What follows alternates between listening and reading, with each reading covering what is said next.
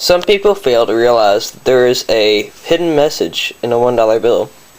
If you look very closely at about almost anything, there's a hidden image.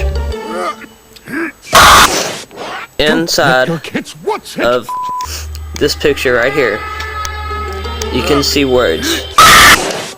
You just gotta look really close. And if you look on your own $1 bill, you could probably see the words under $1. So what you want to do is flip your dollar over. You gotta look very closely, okay?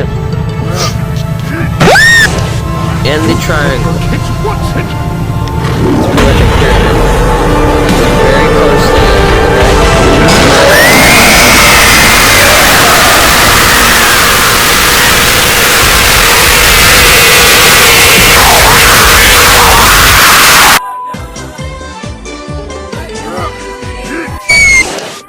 Don't let your kids watch it!